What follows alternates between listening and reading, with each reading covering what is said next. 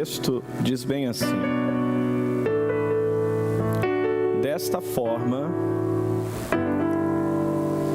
sabemos quem são os filhos de Deus e quem são os filhos do diabo. Quem não pratica a justiça não procede de Deus. Tampouco a quem ama seu irmão. Repita isso. Desta forma, sabemos quem são os filhos de Deus e os filhos do diabo. Quem não pratica a justiça não procede de Deus, tampouco quem não ama seu irmão. Amém? Feche os teus olhos. Peça para Deus falar contigo nessa noite.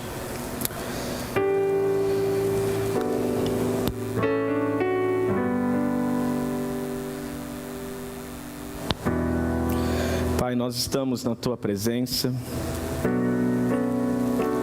e essa palavra, eu sei que ela tem um propósito muito maior do que podemos imaginar nesta noite. E como Teu encarregado e dispenseiro do Senhor, eu me coloco plenamente em Tuas mãos, Pai, para trazer aquilo que o Senhor deseja falar aos nossos corações. E eu peço ao Senhor, edifica-nos, exorta-nos, alimenta-nos, reveste-nos. Pai, trabalha em nossos corações, em nossas vidas, para que de fato o nosso coração seja plenamente alinhado ao Teu coração. Eu peço que tenhas toda a liberdade para agir, operar e manifestar-se em nosso meio. Toda a honra e toda a glória é dada ao Senhor. E te agradecemos o privilégio de estarmos em Tua casa agora, para prestar este culto ao Senhor, para adorar ao Senhor, para render ao Senhor toda a honra, toda a glória e todo o louvor. Abre o nosso entendimento, que a semente da Tua palavra encontre os corações que precisam encontrar, e que toda ação maligna que nesta hora se levanta para roubar a mensagem dos corações, que caiam por terra na autoridade do nome do Senhor Jesus. Eu declaro esse ambiente cheio da Tua glória, declaro esse ambiente cheio da Tua presença, declaro esse ambiente um ambiente de transformações profundas. Fala conosco, Pai. Fala conosco, Senhor. Em nome de Jesus. Amém. E amém, Senhor. Amém, gente. O tema desta noite é a paternidade que a sua vida revela. Você pode repetir isso comigo? A paternidade que a minha vida revela. O texto que nós lemos nos diz que é possível saber quem são os filhos de Deus, mas que também é possível saber quem são os filhos do diabo. E é um texto que deixa muito claro que aquele que não pratica a justiça, ou seja, aquele que é injusto no seu julgamento, aquele que é injusto nas suas ações, aquele que é injusto nos seus pensamentos, palavras, não é filho de Deus. Mas também, tampouco é aquele que não é capaz de amar o seu irmão. E a pergunta que cada um de nós precisamos responder nesta noite é: que paternidade a minha vida tem revelado dia após dia? Quem eu posso chamar por pai, não por aquilo que eu digo, não por aquilo que eu acho que é o mais conveniente e mais aceito, mas quem que eu posso chamar por pai pela conduta que eu venho tendo, pelas atitudes que venho tendo, pelas decisões que venho tomando, pelas palavras que venho proferindo. Uma coisa interessante é que no Evangelho de João, capítulo 17, Jesus faz a sua última oração antes de ser preso e ir para a cruz. E nessa oração ele olha para os céus, agradece ao Pai, e ele diz: Pai, eu te glorifiquei na terra, completando a obra que me destes para fazer. Mas é interessante que ali, a partir do verso 20, ele faz um pedido muito importante a Deus. Ele diz bem assim: Pai, que agora todos sejam um, assim como nós também somos um, que todos aqueles que o Senhor chamar também sejam um, para que o mundo creia que tu me enviaste. Quem aqui já orou pedindo algo no nome do Senhor Jesus? Levanta a mão, vamos ver. Ótimo. E quem já orou e recebeu a resposta da oração feita em nome de Jesus? Levanta a mão, vamos ver. É bom demais ter uma oração respondida, sim ou não? É ótimo. Mas eu pergunto, sabendo você agora que Jesus também fez uma oração, sabendo você agora que Jesus pediu algo ao Pai, que você pode ser a resposta. Jesus disse que se você for um com seus irmãos, você se torna a resposta da oração mais importante que ele fez antes da cruz. E eu não sei se você entende a importância dessa oração de Jesus, mas imagine você condenado à morte, no corredor da morte, indo para uma cadeira elétrica, e você tem o direito de fazer um pedido, e esse pedido vai ser atendido. Jesus poderia ter insistido com o Pai: não me leva para a cruz, eu não quero morrer. Não me deixa ser preso, porque eu não quero receber esses açoites. Ele poderia pedir isso ao Pai, sim ou não? Poderia. Mas na oportunidade de dizer: Pai, me tira desse lugar, não me deixa ir para essa cruz, não me deixe morrer dessa forma, ele usa suas últimas palavras para orar por você, para orar por mim, e pedir ao Pai que nós sejamos um. Você tem consciência da importância dessa oração que Jesus faz? Quem tem? Nós sermos um é importante para Jesus, sim ou não? Não escutei. Nós sermos um é importante para Jesus, sim ou não? E se é, sinceramente, o que é importante para Jesus é importante também para você? Vou perguntar de novo.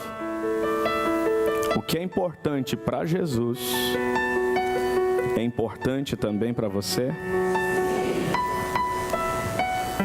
Se é, hoje você vai elevar o nível do seu amor com que você tem amado aqueles que são um com você no corpo de Cristo. Se é, hoje você vai elevar o nível da unidade, da comunhão, da concordância e do amor que você tem com os irmãos da sua célula, com os irmãos da sua igreja. Por quê, gente? A sua paternidade, ela se revela não pelo que você fala, mas pela forma que você vive com os semelhantes, pela forma que você vive com a família de Cristo, pela forma que você vive o ser igreja. E nesse sentido, talvez hoje você vai descobrir coisas que você talvez irá se arrepender de estar aqui hoje. Porque ou você muda de vida, ou você muda de profissão de fé. Ou você muda de vida, ou você muda o título que você dá à sua expressão de fé. Porque o que você vai descobrir hoje, ou você muda, ou você não pode mais dizer que é um cristão. E muito menos um filho de Deus. Dá um toquinho em quem está do teu lado e fala: a hora de ir embora é agora. Se ficar...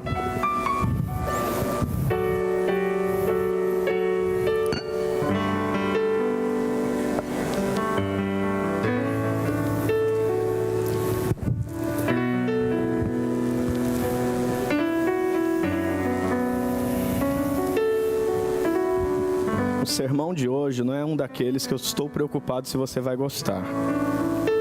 O sermão de hoje é um daqueles que eu quero agradar a Deus, mas acima de tudo ajudar você a ter entendimento. Você não precisa gostar, você precisa entender. E se você entender, você vai decidir o que vai fazer com esse conhecimento. Quem está entendendo isso? Nós lemos então na primeira epístola de João, capítulo 3, o verso 10, da seguinte forma: desta forma, sabemos quem são os filhos de Deus e quem são os filhos do diabo. Quem não pratica a justiça não procede de Deus, e também quem não ama a seu irmão. Então repita isso: tem uma paternidade maligna. Quem é indiferente na preservação da unidade do corpo. Pastor, como assim indiferente na preservação da unidade do corpo? Abra sua Bíblia, Efésios, por gentileza. O capítulo 4, verso 3 ao 6.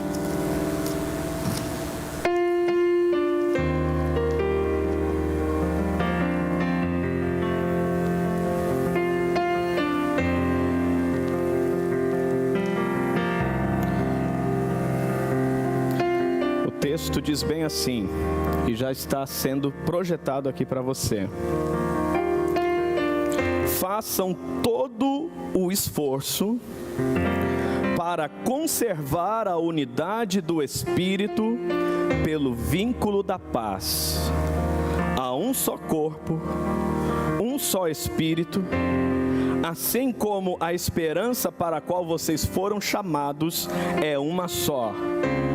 Há um só Senhor, uma só fé, um só batismo, um só Deus e Pai de todos, que é sobre todos, por meio de todos e em todos.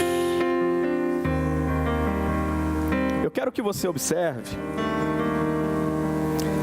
que nós temos aqui um imperativo: façam todo o esforço. Quem aqui já teve a experiência de fazer todo o esforço em alguma coisa? Por exemplo, vou treinar na academia e você diz: hoje vou pegar para valer. E você faz todo o esforço. E tem gente que até aproveita esse momento para gravar, né, porque é um momento único, e postar no Instagram, né? É aqueles segundos da fama, conseguir.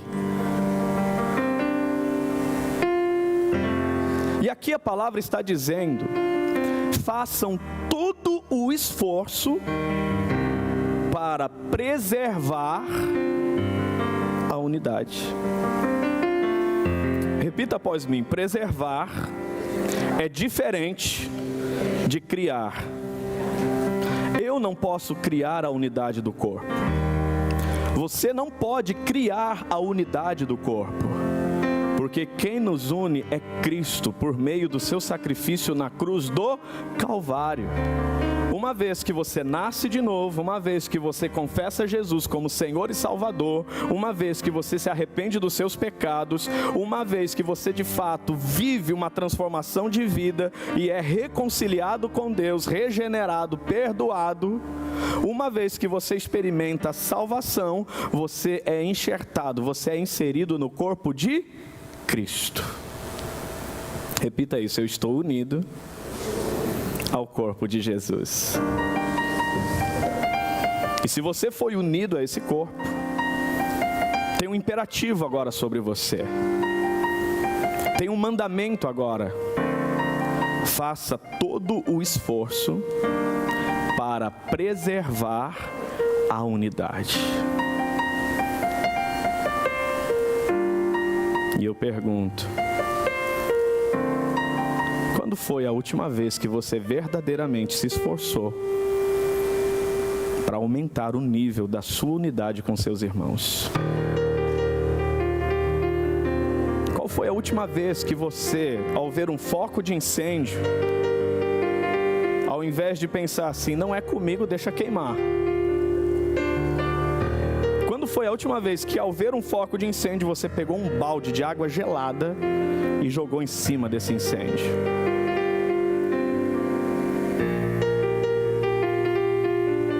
Será que você já teve atitudes, ações que preservam a unidade do corpo? Às vezes parece que tem gente que acredita que no céu vai ter alguns condomínios fechados, onde, se você cumprir com alguns deveres aqui na terra, você vai poder escolher o condomínio fechado que você vai morar no céu, para não ter que olhar para a cara de algumas pessoas que meio te incomodaram nessa vida.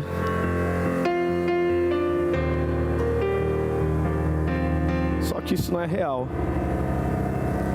A palavra afirma: façam todo o esforço para conservar a unidade do Espírito pelo vínculo da paz, porque há um só corpo, um só Espírito, assim como a esperança para a qual vocês foram chamados é uma só. Há um só Senhor, uma só fé, um só batismo, um só Deus e Pai de todos, que é sobre todos, por meio de todos e está em todos. Então fala para quem está pertinho de você: vai ter que me aturar na eternidade. E se achar que é ruim, tem um lugar que é pior ainda.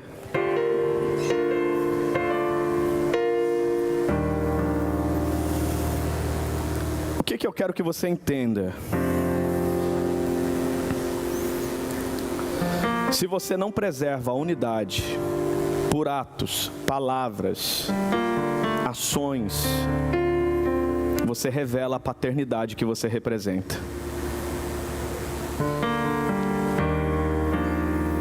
Você fala de uma paternidade que está guiando os seus passos. E tudo que gera divisão honra a paternidade do diabo e não a paternidade de Deus. Abre aí 1 de João, onde nós começamos, mas o capítulo 4, verso 7.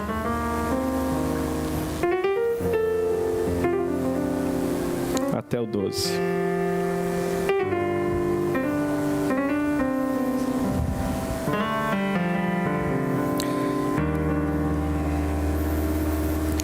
Nos diz assim: amados, odiemos uns aos outros. É assim? Tem certeza? Amados, sejamos indiferentes uns com os outros. É assim? Que Bíblia que vocês têm aí? Amados, amemos uns aos outros, pois o amor procede de Deus. Aquele que ama é nascido de Deus e conhece a Deus. Quem não ama, não conhece a Deus, porque Deus é amor. Foi assim que Deus manifestou o seu amor entre nós. Enviou seu Filho unigênito ao mundo, para que pudéssemos viver por meio dele. Nisto consiste o amor, não em que nós tenhamos amado a Deus, mas em que Ele nos amou e enviou o seu Filho como propiciação pelos nossos pecados. Amados, visto que Deus assim nos amou, nós também devemos amar uns aos outros. Ninguém jamais viu a Deus. Se amarmos uns aos outros, Deus permanece em nós e o seu amor está aperfeiçoado em nós.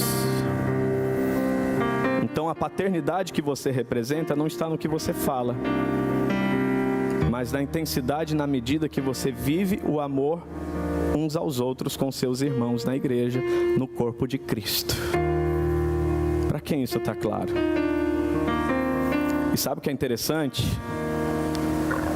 O verso 10 traz uma definição do que consiste o amor. Nisto consiste o amor, não em que nós tenhamos amado a Deus, mas que Ele nos amou e enviou seu Filho como propiciação pelos nossos pecados. Aqui é onde você pode estar declarando muito amor a Deus e sendo um filho do diabo. Pastor, como assim?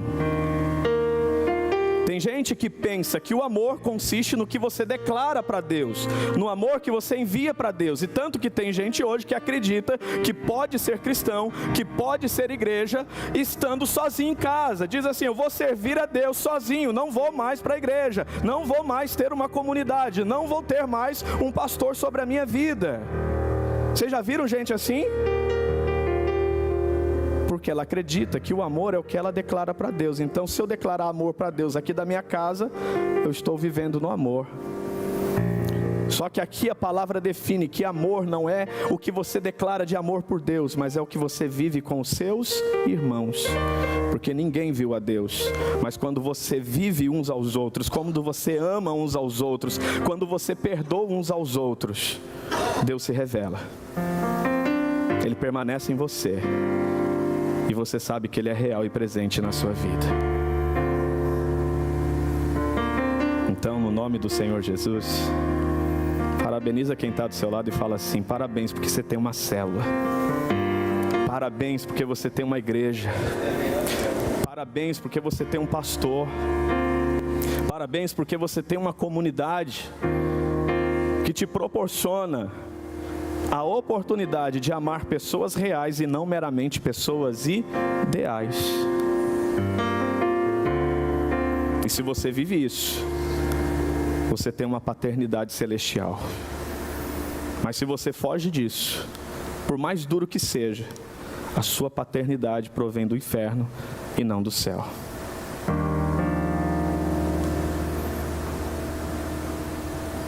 Não sou eu que está falando. É a palavra do Senhor. Posso continuar? Segundo, abra sua Bíblia em Provérbios 16, o verso 28.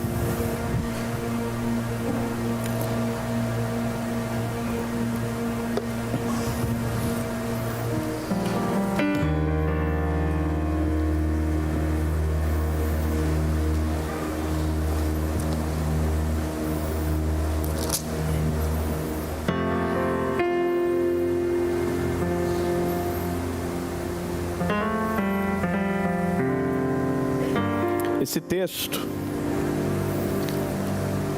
fala algo muito sério e importante. Quem encontrou, diga amém.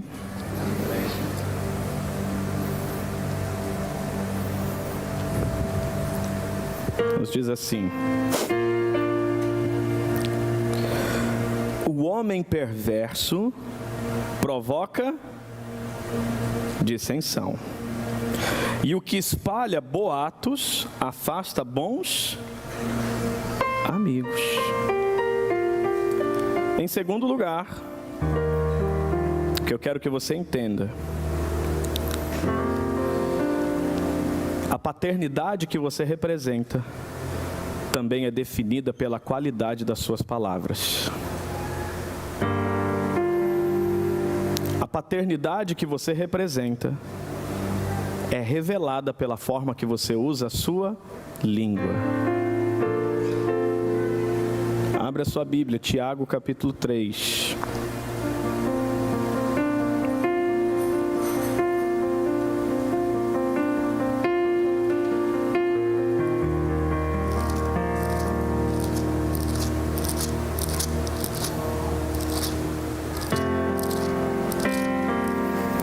Quem encontrou, diga amém.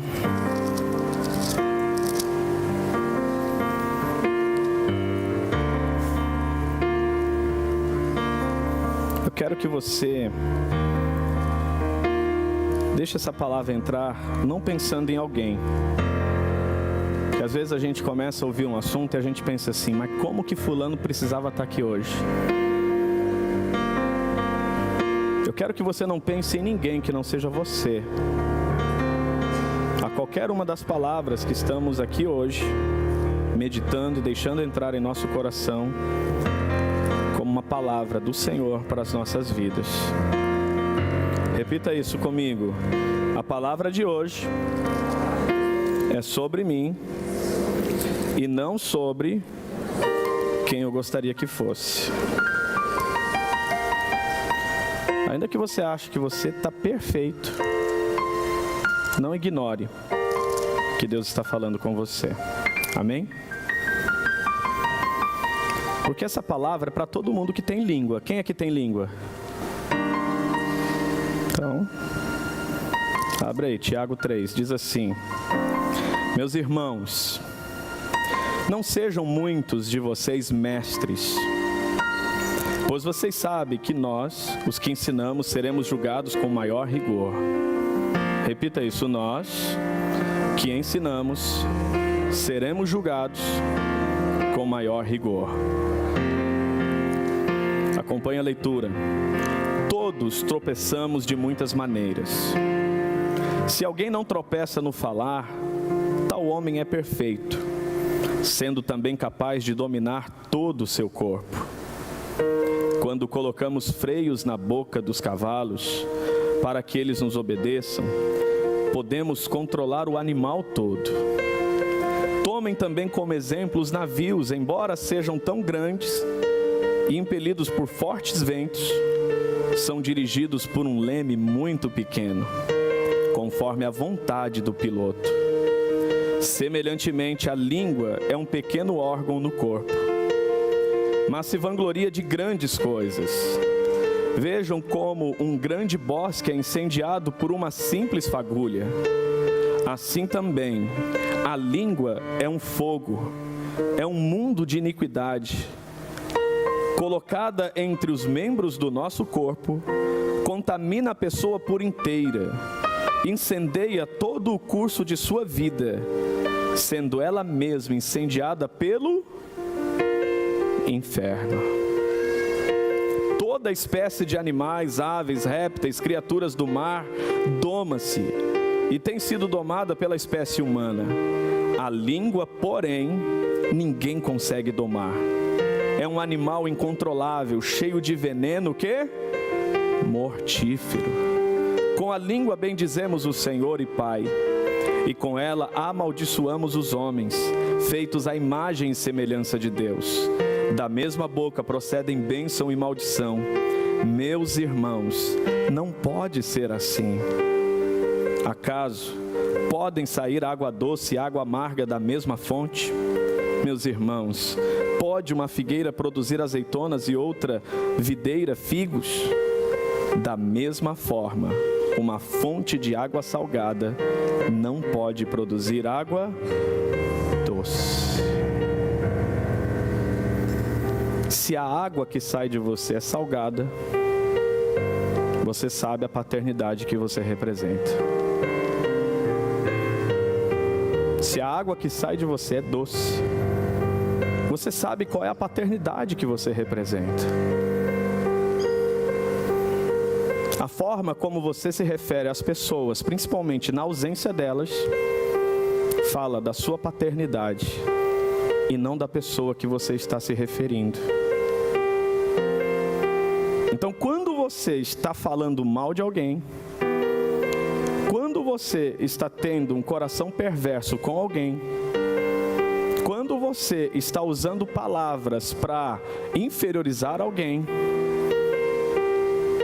você só está falando da paternidade que você representa. E quem entra nesse lugar representa e revela uma paternidade maligna e não uma paternidade de Deus. Quem está entendendo isso? Isso é sério ou não é, gente? Sim ou não? Então, uma coisa importante: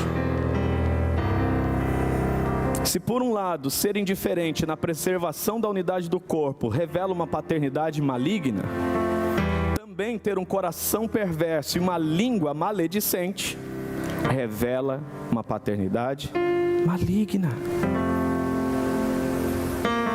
Repita isso: a minha boca foi ungida por Deus para curar, para dar vida, para abençoar.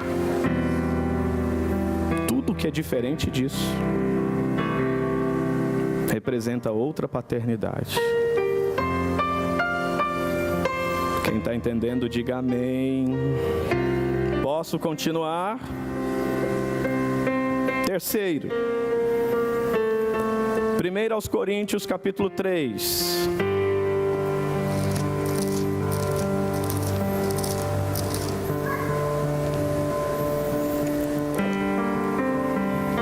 Aqui nós temos uma coisa tão sutil, mas tão sutil, que até crente de muitos anos cai nessa enroscada e armadilha do diabo.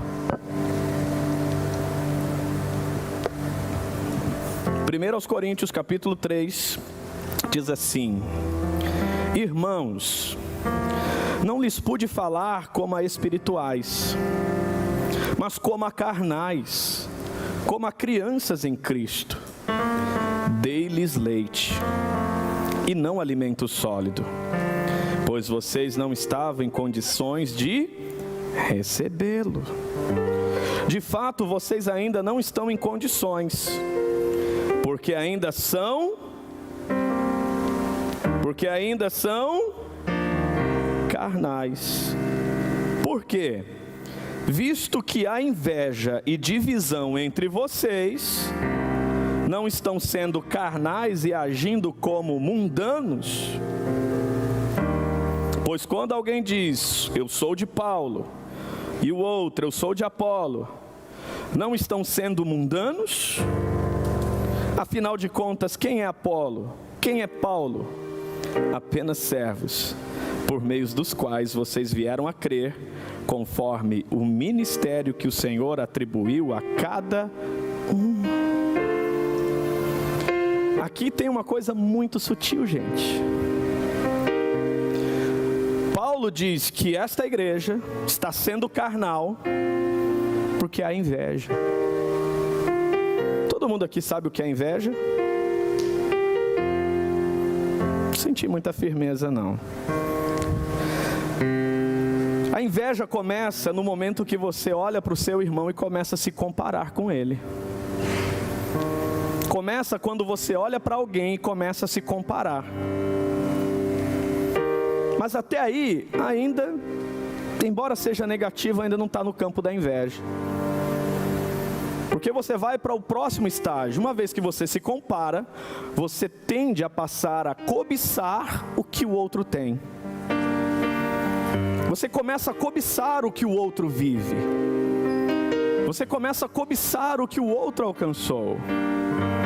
E até aí, ainda que negativo, ainda não está tão ruim.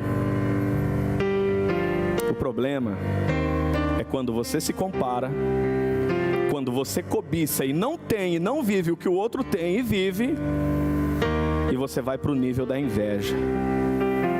E quando eu vou para o nível da inveja? Quando para eu me sentir alguém eu preciso diminuir o outro. E para diminuir o outro eu tenho que falar mal do outro. Para diminuir o outro eu tenho que dizer algo que invalida o outro, que tira o crédito do outro, que tira o esforço do outro. que minimiza a história do outro, porque se o outro com quem eu tenho inveja ficar pequeno, ainda que eu não tenha o que ele tem, eu fiquei maior. Quem está entendendo isso? Pastor, então quando eu falo mal da sogra eu sou invejoso? Pode ser. Essa mulher é tão boa que para você se sentir alguém, você tem que diminuir ela. Pastor, quando eu falo mal do meu cônjuge, eu estou sendo invejoso? Pode ser. Às vezes, no relacionamento, para você se sentir com valor, você tem que diminuir o valor do outro. E isso vem de uma raiz de inveja. Mas sabe o que é interessante? Paulo diz, vocês estão sendo carnais, porque há divisões entre vocês. Há entre vocês que diz, eu sou de Apolo, eu sou de Paulo, e até os mais santão dizendo, não, eu sou é de Jesus. E aqui está se revelando uma paternidade maligna. Porque divisão do corpo não é você dizer, eu sou contra o pastor Renato, eu sou contra a pastora Lidiane, eu sou contra a pastora Zilma, eu sou contra o pastor André, sou contra o pastor Lucas, sou contra a pastora Lidiane. Divisão não é isso não. Divisão é quando você diz assim, eu sou da pastora Zilma. Você falou que é contra os outros? Não. Eu sou da pastora Lidiane. Você falou mal de alguém, contra alguém? Não. Ah, eu sou do pastor Lucas. Tudo bem, mas eu sou do pastor Renato.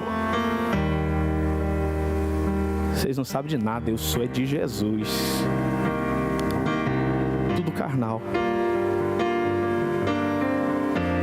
Porque nós somos membros uns dos outros.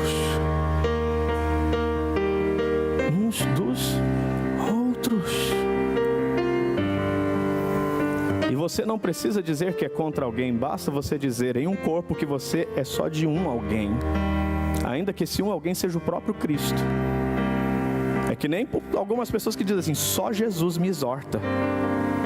Uma pessoa que diz que só Jesus exorta, essa pessoa está revelando uma paternidade do inferno.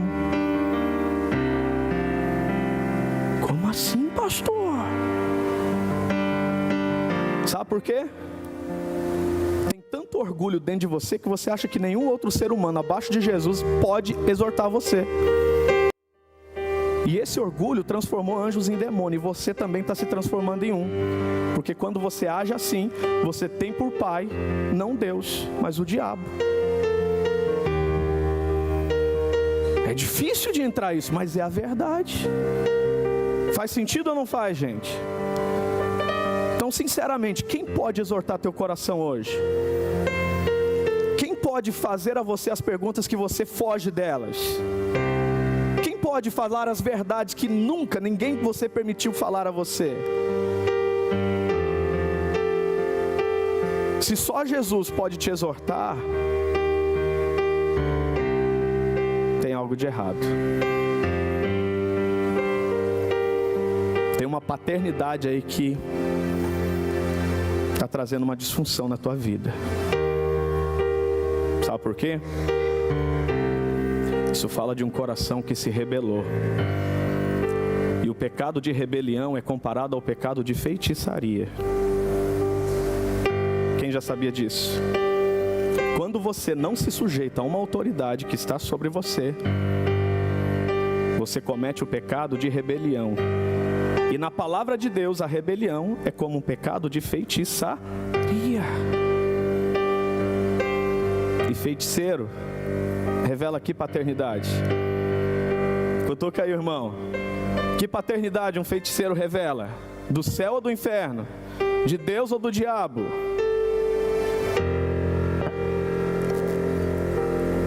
Todo rebelde provoca divisão, não se sujeita à autoridade e é espiritual dizendo, eu sou de Jesus. Mas mal sabe que esse eu sou de Jesus está cheio de orgulho E esse orgulho revela uma paternidade do inferno e não do céu. Uma paternidade do diabo e não de Deus.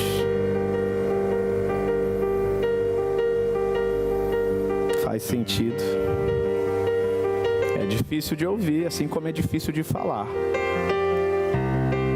Até hoje, alguém me perguntou assim: pastor, que palavra, hein? O que está acontecendo na igreja? Não está acontecendo nada.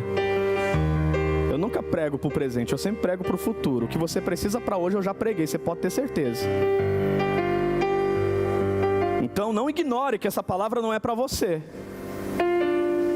Porque daqui a pouco vai fazer total sentido se você está achando que não é com você. Posso ouvir um amém? Posso continuar?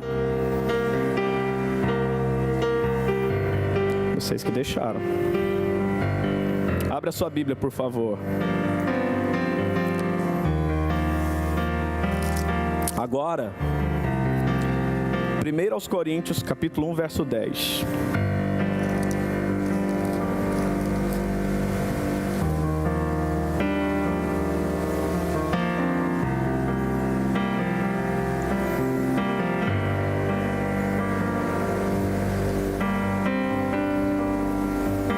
Diz assim: irmãos, em nome do nosso Senhor Jesus Cristo, suplico a todos vocês. Vocês sabem o que é uma súplica? Súplica é falar algo assim, sem muita intensidade. O que vocês acham? Súplica é tipo assim: me serve um copo d'água? É assim uma súplica? Súplica é pelo amor de Deus. Eu estou a ponto de morrer e eu preciso de um copo de água.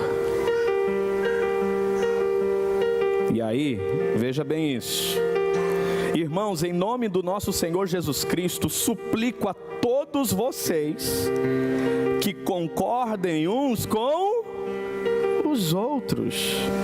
E concordem no quê? Não ouvi. Concordem no quê? No que falam, para que não haja divisões entre vocês, antes que todos estejam unidos num só pensamento e num só parecer. Aqui, irmãos, preste atenção, revela uma paternidade maligna. Quem é indiferente na preservação e proteção da unidade do corpo, revela uma paternidade maligna. Quem é maligno no coração e tem língua maledicente, revela uma paternidade maligna. Quem é carnal através da inveja e até mesmo naquilo que parece ser positivo, de só escutar Jesus ou um líder dentre tantos. Mas aqui revela uma paternidade maligna, de uma forma muito sutil, e que talvez você vai pensar assim: caramba, eu estou aí. Repita isso: estar unido é diferente de estar unido em concordância. Repita isso: concordância é o nível mais profundo da unidade. Ser da mesma igreja não significa que você está na concordância. Ser da mesma célula não significa que você está em concordância. Ser casado com uma só mulher ou um só homem não significa que você está em concordância. Quem consegue entender isso? E a palavra está dizendo: eu suplico em nome do Senhor Jesus que vocês concordem uns com os outros, para que não haja divisão entre vocês. E eu pergunto: a concordância que você vive com o seu pastor, com a sua igreja, com a sua célula, revela que paternidade? Concordância Não é quando você se submete por achar que é legal também para você. Tem gente que diz assim, não, eu ando em concordância, mas é só nas coisas que ela concorda. Isso não é concordância, isso é conveniência. Concordância é mesmo quando te confronta, é mesmo quando quebra o seu orgulho, você entende que é um filho de Deus, e o que você olha para o futuro é muito maior, junto com seus irmãos, do que sozinho no seu orgulho, dizendo, com isso eu não concordo. Nada debilita mais o reino de Deus do que você querer fazer a obra de Deus do seu jeito e não do jeito que todo o corpo está fazendo. Repita isso, a obra a ser feita é grande demais para os solitários, mas na medida certa, na medida exata, para quem caminha em concordância. E não tem nenhum problema se você não concorda com a visão do pastor Renato. O problema é se você não concorda com a visão do pastor Renato e de nenhum mais outro pastor do mundo. Quem consegue entender isso?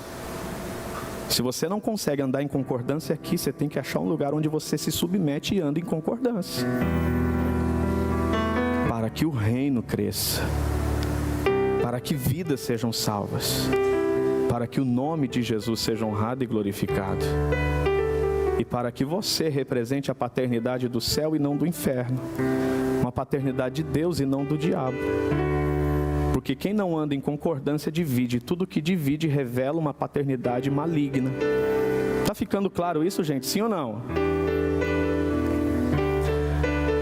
Então aqui, o que nós aprendemos? Que revela uma paternidade maligna quem diz fazer parte de um corpo, mas tem uma linguagem diferente. Quer fazer de um jeito diferente. É tipo brincadeira de criança. Se não for do seu jeito, você não brinca. Lembra quando você era criança? Ah, se não for do jeito que eu quero, também não vou brincar. Biquinho. Se não for do jeito que eu quero, eu vou pegar a bola e vou para casa e ninguém joga futebol hoje. Era assim ou não era? E ressalvado aí as especificidades da idade hoje, em muitas situações é isso que você vive no corpo de Cristo. Às vezes até na sua célula, às vezes até no departamento que você serve, e é muito sutil. Posso continuar? Sim ou não? Amém. Abra a sua Bíblia, Efésios capítulo 4, verso 30 e 32. 30 ao 32.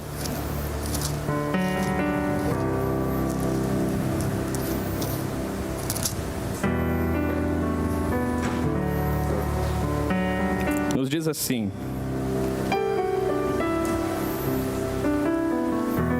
Efésios, capítulo 4, versos 30 e 32. Não entristeçam o Espírito Santo de Deus, com o qual vocês foram selados para o dia da redenção. Livrem-se de toda amargura, indignação e ira, gritaria e calúnia, bem como toda a maldade. Sejam bondosos e compassivos uns para com os outros, perdoando-se mutuamente, assim como Deus os perdoou em Cristo. Repita isso. Tem uma paternidade maligna todo aquele que não tem o perdão como um estilo de vida.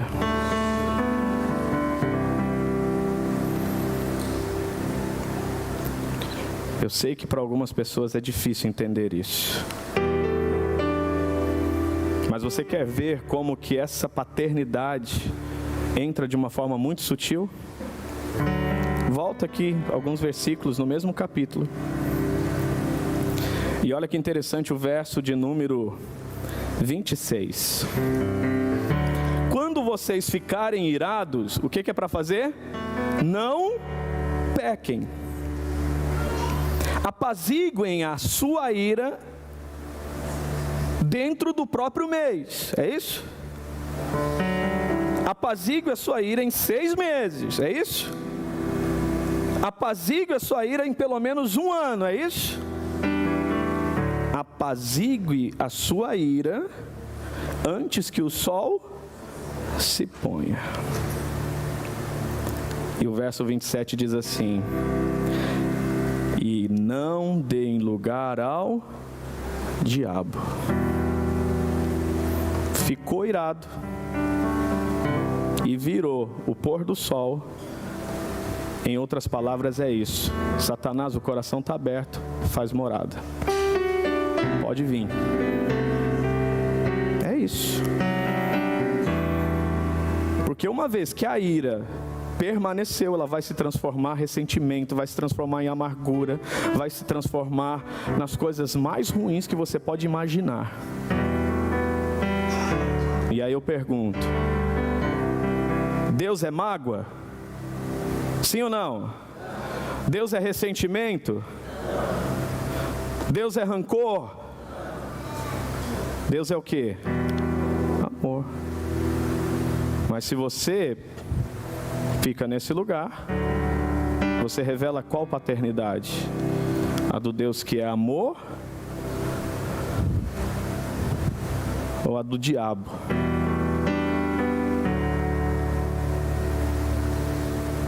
Todo estado de não perdão manifesta uma paternidade maligna. E aí, você não é filho de Deus porque é membro da igreja. Você não é filho de Deus porque tem uma carteirinha de 10, de 20, de 30, 40 ou 50 anos na igreja. Você não é filho de Deus porque tem um cargo na igreja, seja de recepcionista, seja de músico, seja de pregador, de pastor. Você não é filho de Deus porque é um líder de célula. Você não é filho de Deus porque é um diácono. Você é filho de Deus porque o perdão na sua vida é um estilo de vida. E se tem alguém preso dentro de você sem perdão, você revela uma paternidade maligna dentro de você. Faz sentido isso, gente? Sim ou não? Posso continuar? Sim ou não? Tá bom. Nesse mesmo capítulo 4, olha o verso anterior aqui. Olha que interessante.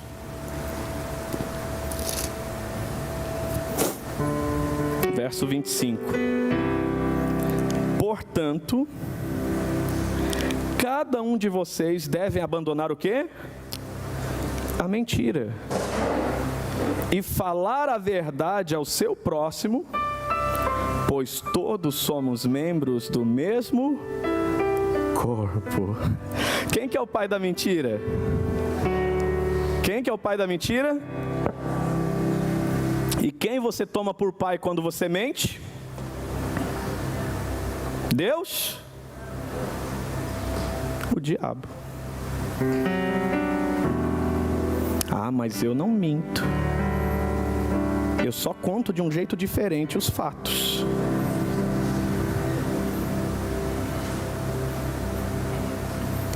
Eu não sei se você já parou para pensar quantas vezes você já foi uma falsa testemunha. Um dos mandamentos é que você não deve dar um falso testemunho do seu irmão.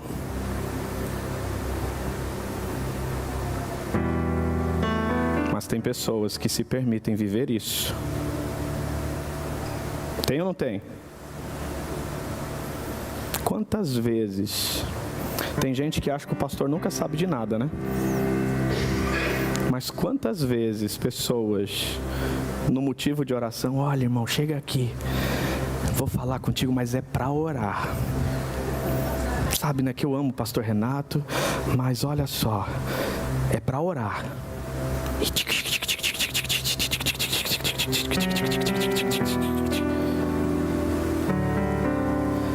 E tem tanta mentira, tanto falso testemunho, que eu não sei se nasceu da pessoa ou de quem ela comprou, mas está ali. Mas sabe o que é interessante? Imagine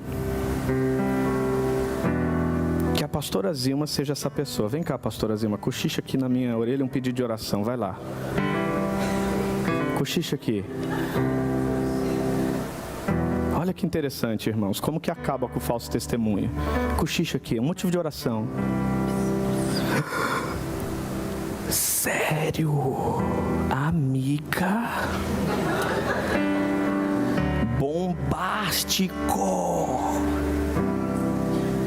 Mas olha só, eu conheço o pastor Renato. Nós vamos resolver isso agora. Vem cá, José, faz de conta que você é o pastor Renato. Pastor Renato, eu estou aqui com a Zilma. Ela trouxe aqui uma informação interessante, eu quero que você ouça também. Vem cá, pastor Renato. Começa a tremer as pernas aí do pastor Zilma. Faz aí o teatro, pastor Zilma.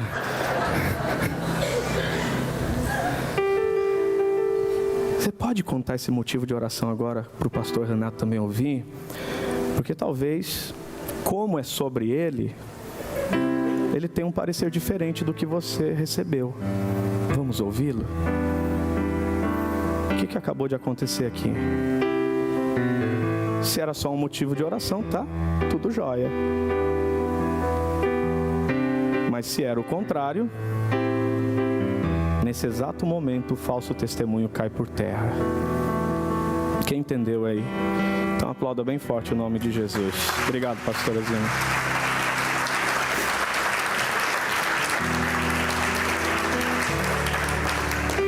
Falar com, repita isso, falar com é diferente de falar de. E quando você precisa fazer menção de alguém e é na qualidade de falar de, você corre um grande risco de ser uma falsa testemunha. E se você tiver coragem, pesquisa quais são as promessas de uma falsa testemunha na Bíblia Sagrada. Sou capaz de dizer que é pior que o inferno, o que você vive em vida, por ser uma falsa testemunha. E isso só acontece por causa de uma outra manifestação de paternidade. Quem quer saber? Sim ou não, gente? Senão eu paro. Então abra a sua Bíblia.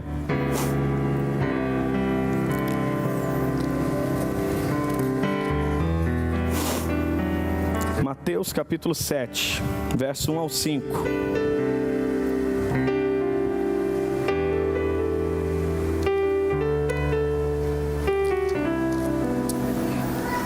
Mateus capítulo 7, o verso 1 ao 5.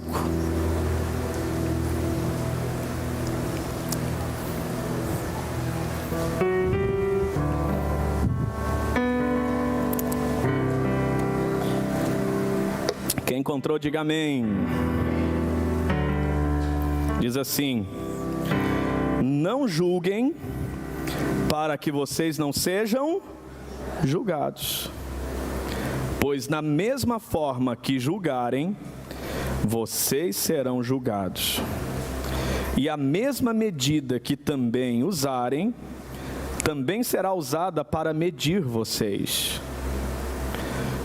Por que você repara no cisco que está no olho do seu irmão e não se dá conta da viga que está no seu próprio olho? Como você pode dizer ao seu irmão: deixe-me tirar o cisco que está no seu olho, quando há uma viga no seu? Hipócrita, tire primeiro a viga do seu olho, e então você verá claramente para tirar o cisco do olho do seu irmão. Meu Deus. Quem nunca julgou alguém, que atire a primeira pedra. todas as vezes que você julga alguém, você não tem ideia da paternidade que você revela. Não, agora você tem. Quando a palavra diz não julgueis e você julga, qual é a paternidade que você assume? É óbvio que é a paternidade do juiz dos juízes. É assim ou não é? Quem é o grande juiz de todos? Se Deus é o grande juiz de todos, eu sou filho dele, eu também sou um juizinho e posso julgar. É assim? Não! Porque toda vez que você acha que Deus quer que você julgue alguém, mal sabe você que esse é o momento que você mais parece com o capeta. Como assim? Quem é o acusador? Ok. Mas não é por causa disso não.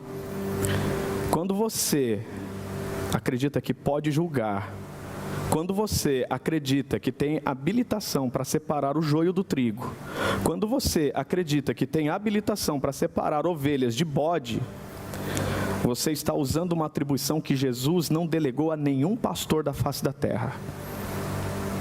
Nenhum. Porque a Bíblia diz que ele, como supremo pastor, no dia certo, na hora certa, ele vai separar o joio do trigo. Ele vai separar a ovelha do bode. Mas como assim? Os discípulos perguntaram: Senhor, como assim? Como que a gente te deu o que comer, que a gente te deu o que vestir, que a gente te visitou? Como, Senhor? Todas as vezes que vocês fizeram aos meus pequeninos. Entrai para o gozo eterno. Repita isso, tem coisa que só Jesus sabe. E é por isso que só Ele um dia será o supremo juiz. Mas se você hoje quer ser juiz, você está caindo no mesmo erro de Lúcifer, que quis ser igual a Deus. E quando ele buscou isso, o orgulho transformou ele em um demônio. Por exemplo, quem aqui sabe o quanto eu doei em dinheiro só para instituições nesse último mês? Quem aqui sabe? Ninguém.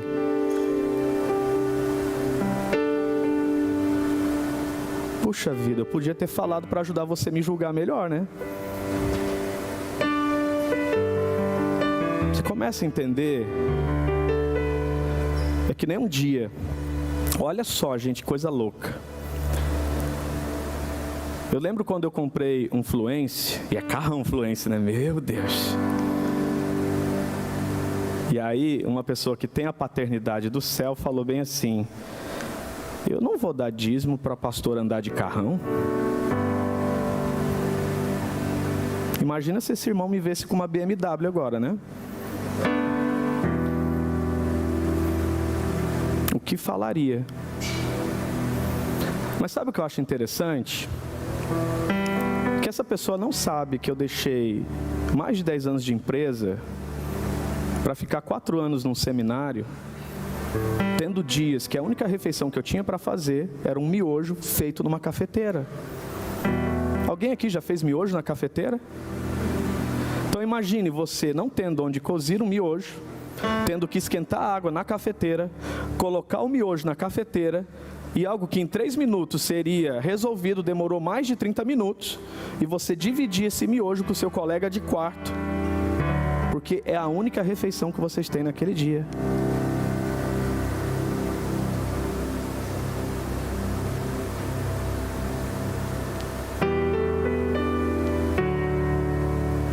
Será que vocês sabem o que é isso?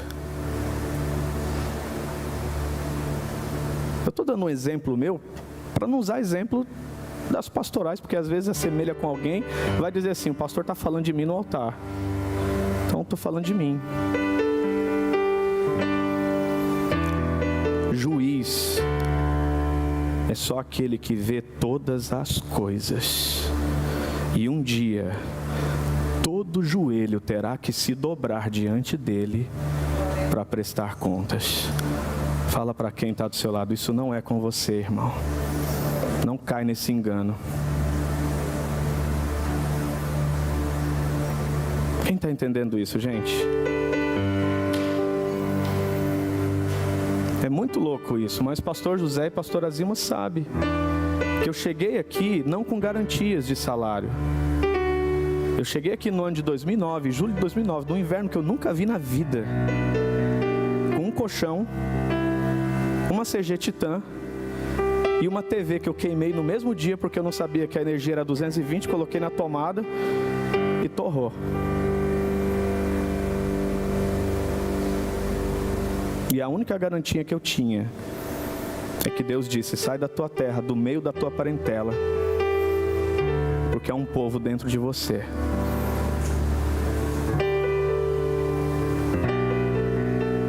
Quem está entendendo isso, gente?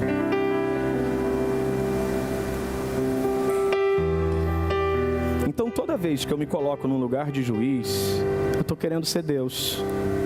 E quando eu quero ser Deus, eu estou me transformando em um demônio, porque Deus não deixa ninguém ser Deus. E o último anjo que tentou ser isso, ele expulsou do céu. Isso está claro, sim ou não? E eu prometo encerrar agora. Posso encerrar? Fala para quem está do seu lado agora, deixa o pastor encerrar. Ele promete que vai encerrar, é de verdade.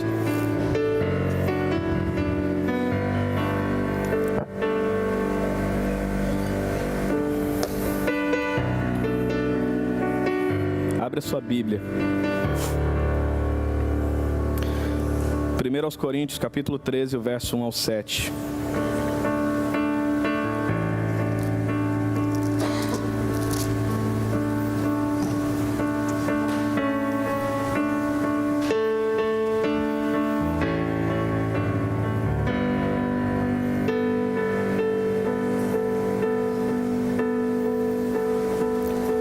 Aos Coríntios, capítulo 13, versos 1 ao 7.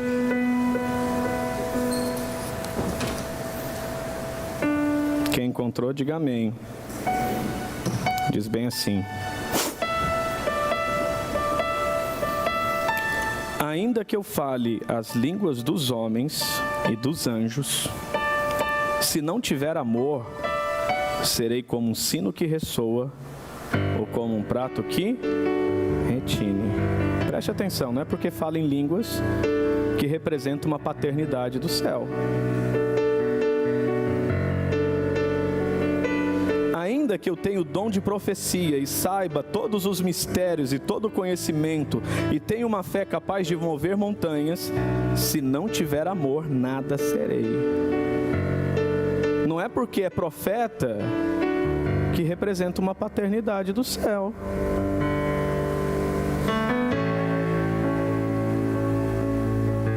Ainda que eu dê aos pobres tudo o que possuo, entregue o meu corpo para ser queimado, se não tiver amor, nada disso me valerá. Boas obras não quer dizer nada que você representa uma paternidade do céu. Por quê? O amor é paciente. E é óbvio que só tem gente paciente aqui hoje, né? O amor é bondoso, e é óbvio que só tem gente bondosa aqui hoje, amém? O amor não inveja, e é óbvio que inveja é algo em extinção, né? Invejoso está em extinção, tá ou não tá? Tá quase igual dinossauro, né? Já acaba. O amor não se vangloria e não se orgulha. E é óbvio que não existe mais orgulhoso na face da terra. Não maltrata, não procura seus interesses, não se ira facilmente, não guarda rancor. O amor não se alegra com a injustiça, mas se alegra com a verdade.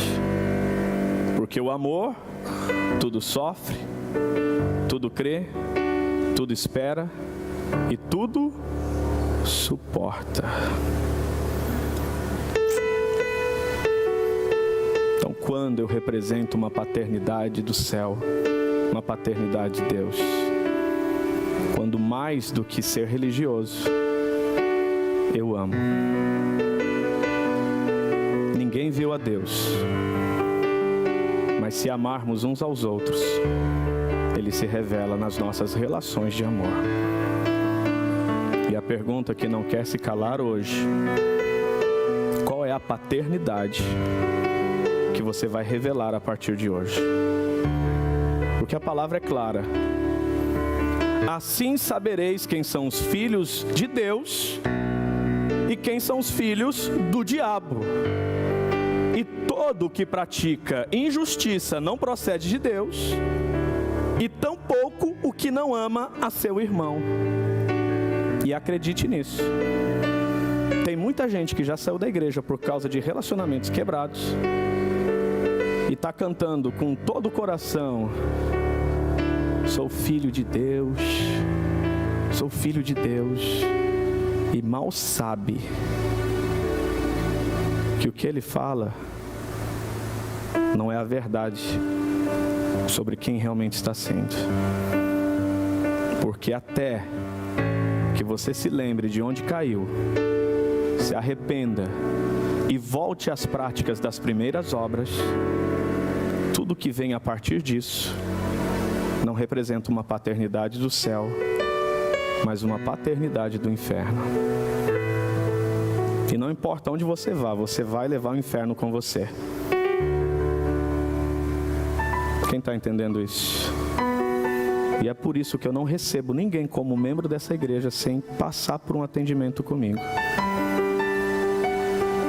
Porque eu sei que se essa pessoa vir pelo motivo errado, ela traz o inferno junto com ela para dentro da igreja. Quem está entendendo?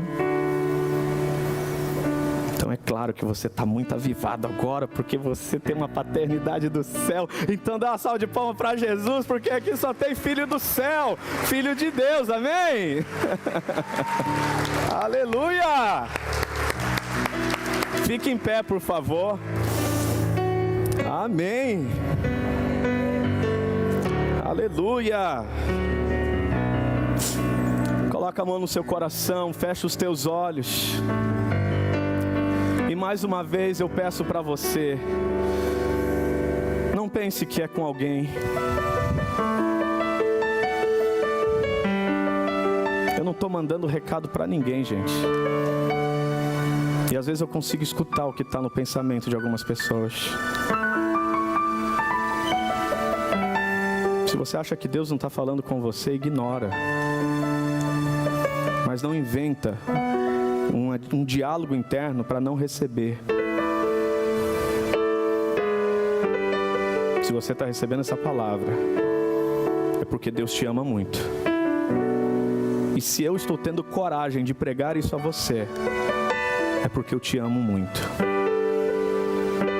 E eu quero ser pastor de pessoas que representam uma paternidade de Deus e não que representam uma paternidade do diabo. E para quem não sabe, hoje é o primeiro dia da nossa coluna purê de batatas. Quem sabe que hoje começa a coluna purê de batatas? É por isso que Deus deu essa palavra. E só vai melhorar, amém? Só vai melhorar. Porque se a gente já prova de uma comunhão e unidade e concordância, eu sei que tem espaço para melhorar. E é por isso que Deus fala, não só o que nos agrada, mas o que nós precisamos entender.